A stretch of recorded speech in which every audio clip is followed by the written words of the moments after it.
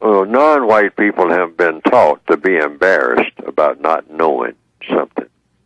Okay, and they, non-white people, black people, Northwestern Hemisphere, we, sometimes just in fun and sometimes not in fun, we brag about what we know, and brag about and look, you might say, call other people ignorant, because of what they don't know.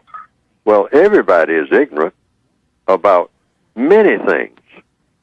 Even the smartest people on the planet are ignorant about a great number of things. So knowledge is just something that you acquire as you go along. Knowledge and understanding. Now, the white supremacists know how to mistreat people on a grand scale and get away with it. That's all that means. So that makes them smart. Anytime somebody can mistreat you and you don't know what to do about it, that person is smarter than you. I mean, that's not anything to make you, be ashamed of as far as the mistreatment, because you didn't do anything. You're just being mistreated, and you don't know how to stop the person from mistreating you. Now, that's ignorance on your part, but it's legitimate ignorance. You just don't know what to do about it. Somebody's mistreating you, and you don't know what to do about it. They are smart enough to do it. Now, smart, sometimes, in the minds of many black people, is equated with being good. No, you're wise. And there are no wise people, by the way. Because you can't have wise people in a system of white supremacy. Otherwise, you wouldn't have white supremacy if you had any wise people. Because the wise people would know what to do about it. Because they understand the essence of evil and all like that. That's what you have to be wise. Because wise people do not mistreat people and do not allow anybody to be mistreated. Yes. But since people are being mistreated, you don't have any wise people nowhere on this planet, because people are being mistreated all over the planet.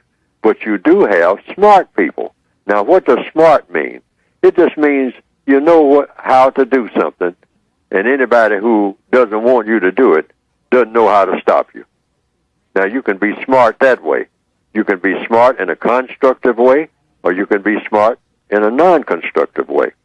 But I make the distinction in the textbook itself between being wise and being smart. There are no wise people nowhere on this planet. Why? Because the evidence shows there are no wise people. Because wise people would know how to stop the mistreatment.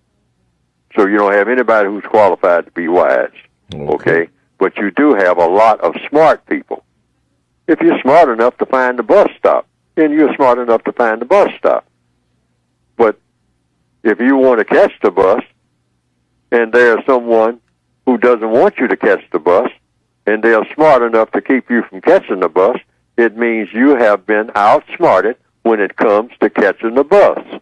And that's all that it means. That's all. But you can get smart by figuring out, now I'm going to get on this bus, and I'm going to figure out a way to stop this guy from stopping me from getting on this bus. But you are not smart until you are able to stop the person from stopping you from getting on the bus when that's what you intended to do.